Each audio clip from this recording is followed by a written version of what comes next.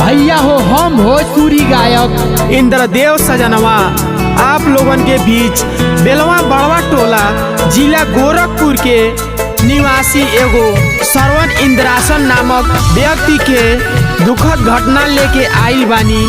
जवना घटना से पूरा परिवार तहस नहस हो गई।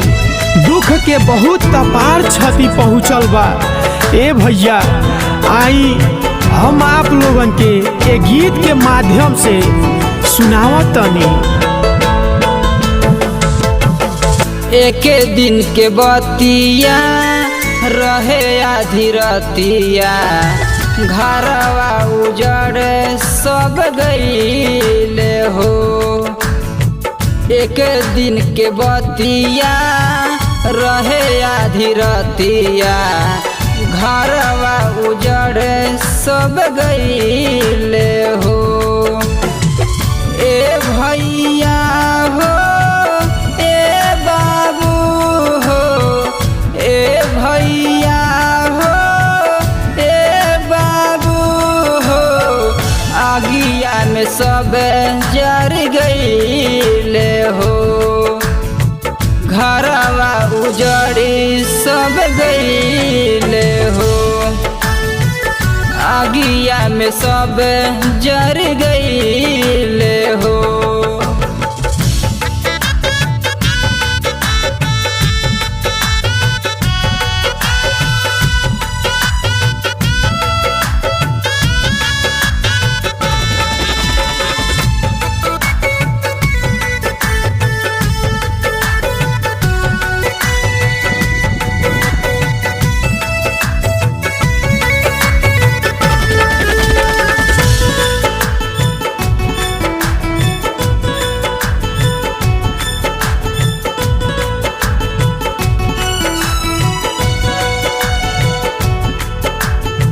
पाँच फरवरी के बात रहल, सुनाया आधी रात रहल। आंधिया तूफान संगे होत बरसात रहल। आंधिया तूफान संगे होत बरसात रहल। 5 फरवरी के बात रहल, सुनाया आधी रात रहल। आंधिया तूफान संगे होते बरसात रहल। घरवा में रहल गाई 5 गो बकरिया, रुपया अनाज 2 गो रहे साइकिल गाड़िया। आगिया चटकी के लागल ऐसन, जियते परान जर गईले हो। ए भैया हो, ए बाबू हो, ए भैया हो, ए बाबू हो, आगिया में सब जर गईले हो। घरवा उजड़ी सब गईले हो, आगिया में सब जर गईले हो।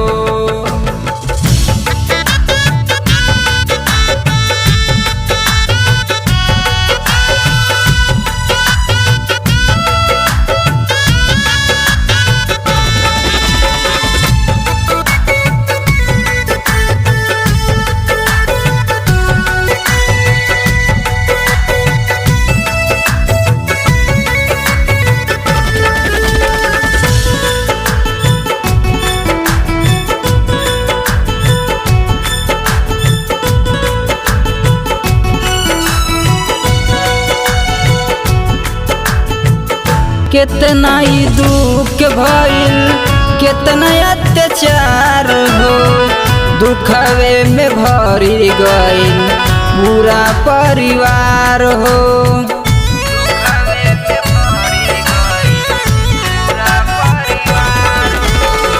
कितना ही दुख भइल, कितना अत्याचार हो। दुखवे में भर गइल पूरा परिवार हो। रोई रोई लोग अपन दुखवे बतावे, करी का समझ हमहू केहू नाही आवे।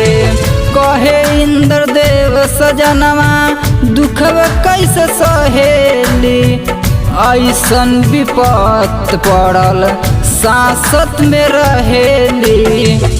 ए भैया हो ए बाबू हो, ए भैया हो ए बाबू हो, आगिया में सब जर गईले हो। घरवा उजड़ी सब गईले हो, आगिया में सब जर गईले हो।